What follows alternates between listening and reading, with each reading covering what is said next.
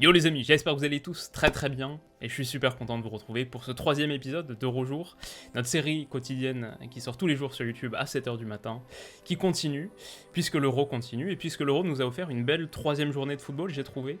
Deux matchs en particulier qui sont sortis du lot, les deux derniers de cette vidéo, Autriche, Macédoine du Nord et Pays-Bas, Ukraine.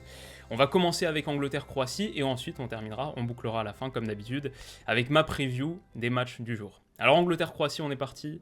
La victoire de l'Angleterre 1-0 à Wembley, c'était le match de 15h.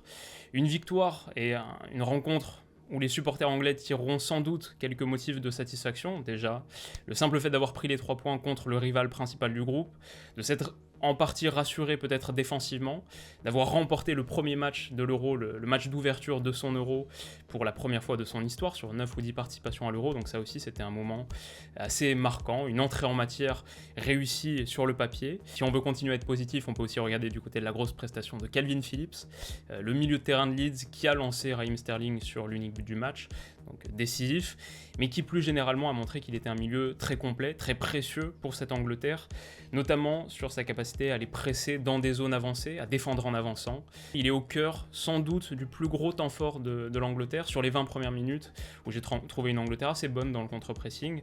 Ensuite ça s'est un peu étiolé, et c'est un petit peu ce qu'on va évoquer aujourd'hui. Le gros problème de l'Angleterre, pour moi c'est le gros thème de cette partie liée à l'Angleterre, le gros problème, c'est que l'Angleterre a eu beaucoup de mal à construire, à relancer et à trouver des espaces dans le premier tiers de terrain autour de la médiane. J'ai envie de dire que le premier tiers du terrain c'est une zone assez particulière puisque les matchs ne se remportent pas vraiment dans le premier tiers de terrain. On peut être la meilleure équipe de premier tiers de terrain du monde, c'est sans doute ça solo, et ça ne nous qualifie pas tout de suite en Ligue des Champions, mais les difficultés rencontrées dans le premier tiers du terrain peuvent éteindre en bonne partie la production d'une équipe de manière assez claire, et c'est ce qu'on a vu du côté de l'Angleterre. Combien de fois est-ce qu'on a vu une équipe en très grande peine pour se sortir de son premier tiers, pour faire le lien entre ses joueurs reculés et ses joueurs avancés? Alors c'est sûr que le bloc médian est assez agressif de la Croatie, donc pas un bloc nécessairement très haut, positionné sur une zone intermédiaire, médiane, mais qui sortait très vite sur le porteur. Ce bloc médian agressif leur a porté préjudice, leur a causé des problèmes. C'était pas le plus évident à manœuvrer, il n'y a pas eu beaucoup d'espace à trouver entre les lignes par exemple, mais séquence après séquence, on a vu vraiment des trous béants dans l'entrejeu qui ont empêché l'Angleterre de faire progresser le ballon et de toucher ses éléments les plus talentueux finalement. Quand on voit le trio offensif de l'Angleterre, pour démarrer le match en tout cas, Sterling, Kane, Foden, Kane termine avec ses 26 ballons touchés, mais Foden aussi ses 27, alors les deux ne jouent pas 90 minutes.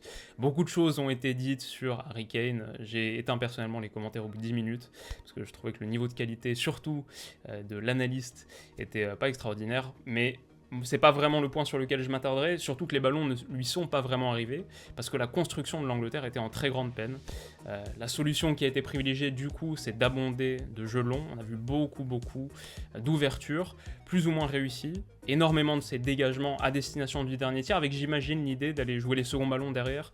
Je pense que c'était une partie du plan, et simplement sauter ce milieu de terrain et être à la réception des seconds ballons pour arriver tout de suite dans le dernier tiers. Soit c'était une consigne, soit c'est quelque chose qui a été progressivement improvisé. En tout cas, ça a été relayé de manière assez active par John Stones, on le voit ici dire sans équivoque à Pickford de balancer, et ça leur a presque souri parfois, via notamment ce ballon sauté de Mings vers Sterling, qui obtient un bon coup franc dans la foulée, mais globalement trop réduit comme approche. Et alors maintenant la question c'est, est-ce que c'est un problème collectif? Est-ce que c'est parce que Southgate n'a pas trouvé la formule? Je dirais ça.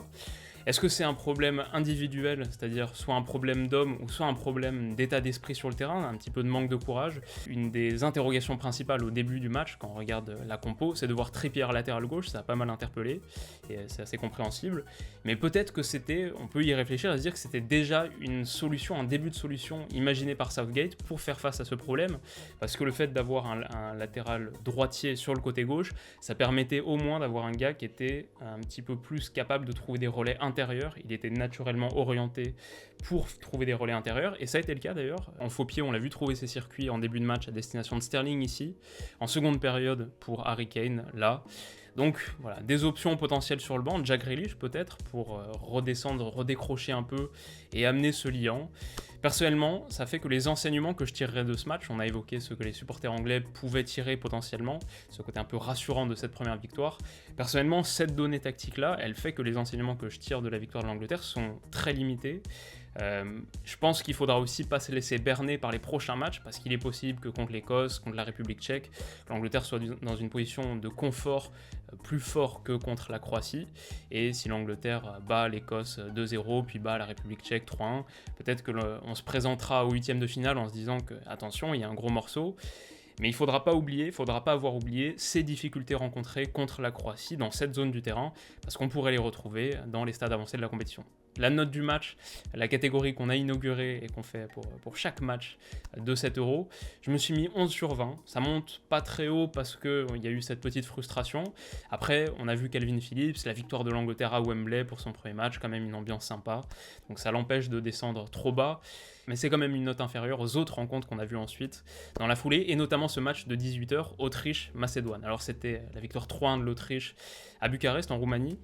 Un super match, j'ai trouvé. Peut-être que pas grand monde ne l'a vu.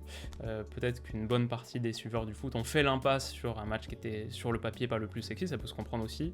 Mais franchement, c'est sans doute le match que j'ai préféré pour l'instant sur l'Euro, et c'est pas hipster de le dire. C'est vraiment parce qu'on a vu ce qu'on a vu sur le terrain, c'était assez enthousiasmant. Une Macédoine. Je pense qu'une bonne partie de l'attrait de cette partie repose sur l'approche de la Macédoine, qu'on pourrait caractériser assez globalement de high risk, high reward, gros risque, grosse récompense, et gros danger encouru parfois aussi. Mais une équipe qui a, de mon point de vue, très peu calculé, qui a accepté de très peu contrôler les débats, mais qui avait suffisamment de qualité technique pour s'ouvrir de vrais espaces, et l'Autriche aussi a joué ce jeu d'espace ouvert. Ça a donné une rencontre super sympa. La Macédoine du Nord qui avait de la vraie qualité technique pour s'offrir ces espaces, voilà, on est obligé de faire une mention spéciale pour les deux en particulier, à savoir Enis Bardi et Elif Elmas, les deux qui ont à leur tour offert quelques gestes délicieux et qui ont porté les offensives macédoniennes sur leurs épaules. Donc voilà, globalement cette approche fort risque, fort récompense, on l'a retrouvée dans ces gestes, on l'a retrouvée aussi dans les transmissions macédoniennes, et peut-être Kalioski l'a bien exprimé, lui qui est capable de trouver des intervalles ultra dangereux, comme ici à destination d'Elmas, ça aurait pu faire mal d'ailleurs, mais aussi de mettre son équipe en grande difficulté quand le geste est moins bien ajusté, comme là. Alors après, il y a eu aussi le problème des centraux macédoniens dans cette défense à 3/5, les centraux macédoniens qui étaient très lents, souvent mis en grande difficulté, un peu pris à revers, au bord de la rupture, mais entre voilà, cette Macédoine super généreuse, beaucoup d'espace qui était ouvert, tous les coups joués à fond, du jeu combiné assez précis et de la qualité technique individuelle, de très beaux gestes. Ça a donné un match franchement ultra plaisant. Peut-être aussi que le niveau d'attente était moins fort, même si personnellement j'attendais plutôt bien cette Macédoine. Vous le savez si vous avez vu l'épisode de Rojour à ce sujet. Mais voilà, une rencontre très plaisante. Je me suis mis 7 sur 20, c'est ma meilleure note pour l'instant. Des risques pris et encourus, des espaces, un petit Pousset qui joue et qui se lâche, avec une très grosse intensité émotionnelle aussi. On a vu les Macédoniens très remontés, c'était le premier match de leur histoire à l'Euro, ça se voyait. Et puis aussi des gestes superbes. Il y a ce but de Pandev pour recoller au score, donc une surprise jusqu'au dernier quart d'heure, ça fait monter la note. Et puis l'Autriche, quand même, un mot pour l'Autriche, qui prend la première victoire de son Euro, avec à la clé, ou en tout cas ce qui leur permet d'accrocher cette victoire, deux snipers, de passes décisives snipers, de Sabitzer sur le but de l'ouverture du score de Liner, et puis de David Alaba. Donc l'Autriche qui n'a pas été en reste non plus, la célébration assez haute en couleur d'Arnautovic sur la fin, un super match qui m'a beaucoup plu, j'espère que vous aussi. Et si vous l'avez regardé, dites-moi votre note en commentaire, dites-moi pourquoi. Je ne l'ai pas précisé sur Angleterre-Croatie, mais j'ai envie de tout savoir, ça contribue à faire un débat assez riche dans les commentaires, et ça me plaît, donc donnez-moi vos notes. Et alors enfin on boucle ce tour des matchs de la journée avec la victoire des Pays-Bas contre l'Ukraine à Amsterdam 3-2, c'est le match qui vient de se terminer à l'heure où je m'enregistre.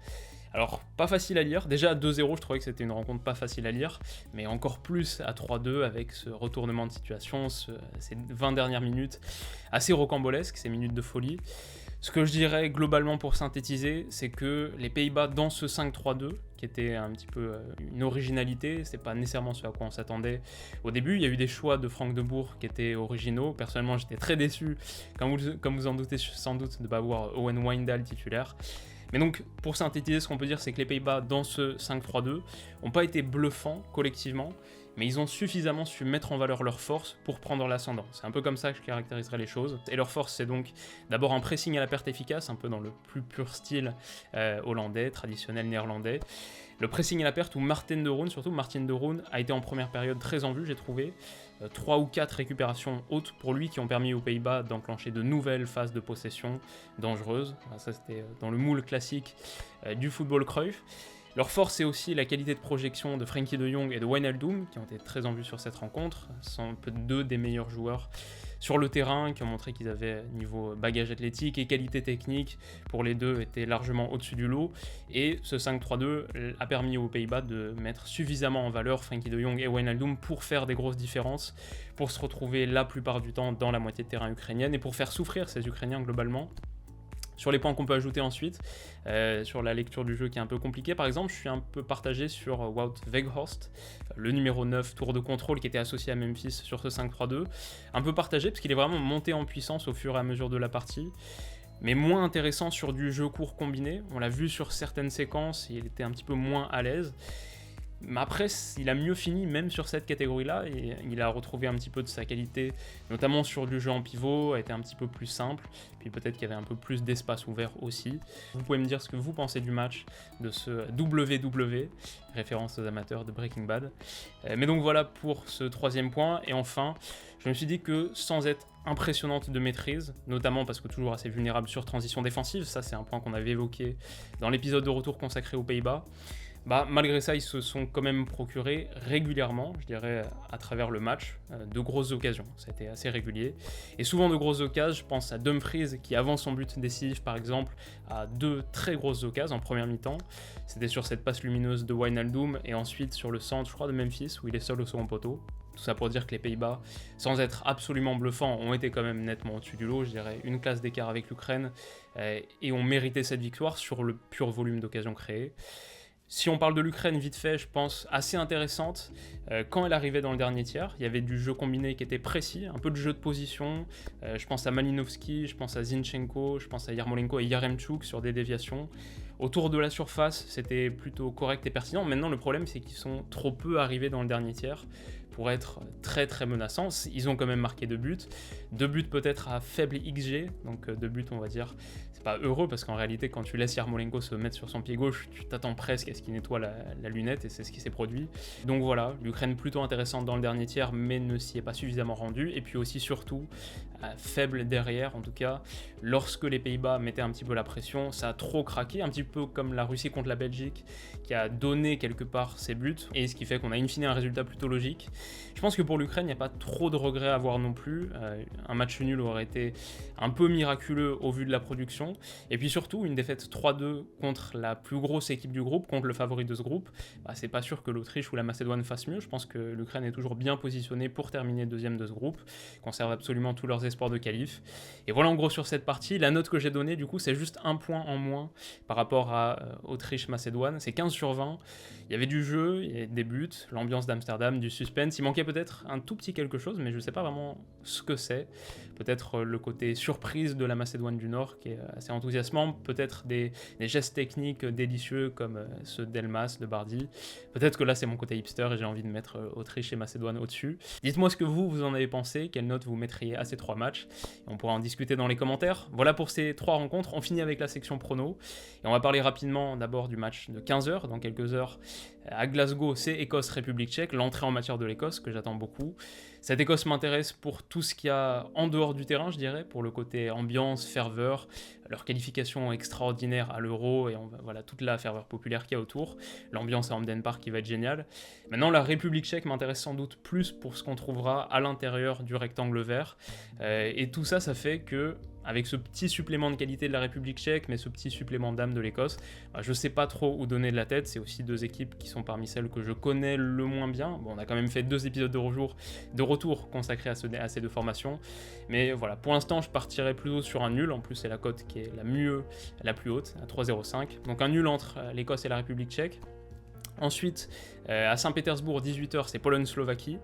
Et là, on a une Pologne qui arrive quand même avec très peu de confiance, pas impressionnante en préparation. Piontek comme Milik sont forfaits, et puis il y a toujours ce spectre du match d'ouverture raté pour la Pologne, qui les hante depuis plusieurs tournois. Après, le truc, c'est que la Slovaquie en face fait vraiment pas rêver. Reste sur des nuls en 2021 contre la Bulgarie, qu'on a vu contre la France très faible, contre Chypre, contre Malte. Voilà, je vais quand même faire confiance à Robert Lewandowski et à Zielinski, et je pars sur cette victoire de la Pologne qui est plutôt bien cotée, ce qui montre à quel point elle arrive avec peu de confiance. Elle est à 1,80. Et enfin, on a à 21h à Séville, Espagne-Suède. La Suède qui arrive sans Kulusevski, ça reste une équipe qui a Emil Forsberg, Alexander Isak, mais j'ai peur que ce milieu espagnol, configuration Luis Enrique, étouffe totalement la partie et s'arroge, comme ça a été le cas sur certaines rencontres récemment, 70-75% du ballon, et que finalement on voit trop peu de la Suède pour qu'elle puisse s'illustrer. Et du coup, sans grosse surprise, je vais dire l'Espagne à 1,39, mais c'est un match qui va beaucoup m'intéresser, parce que j'ai du mal à évaluer cette Espagne pour l'instant. Donc voilà, aujourd'hui à l'heure où je m'enregistre, mais hier sur la 3e journée de l'Euro, on a fait un 2 sur 3, le jour d'avant c'était 1 sur 3, le jour d'avant ça, Italie-Turquie 0 sur 1, donc on monte progressivement en puissance. Si le combiné vous intéresse, il s'élève à 7,63, on va peut-être faire le 3 sur 3, mais je miserai pas dessus, c'est pas quelque chose que je conseille, combiné très difficile. Mais voilà en gros pour mes intuitions rapides. Si vous voulez miser sur BetClick, si vous avez déjà prévu de vous inscrire sur BetClick par exemple, n'hésitez pas à le faire avec le code promo WILOU. Vous avez 200 € offerts avec le code promo WILOU, ça m'aide beaucoup. Si vous vous sentez responsable, si vous êtes majeur, et si vous voulez miser sur BetClick, donc n'hésitez pas à le faire avec ce code promo WILOU, je vous en serai très reconnaissant. Donc voilà en gros pour aujourd'hui. Si la vidéo vous a plu, n'hésitez pas à mettre un petit pouce bleu. Si vous voulez pas rater la prochaine vidéo, le prochain épisode d'Eurojour, notre prochaine chronique quotidienne, rendez-vous demain à 7 h sur YouTube et vous pouvez vous abonner à la chaîne si ce n'est pas encore fait. Merci pour tout, merci pour votre soutien. On se retrouve demain. Prenez soin de vous et de vos proches. Bon Euro et bon Euro qui continue. On se dit à bientôt. Bisous.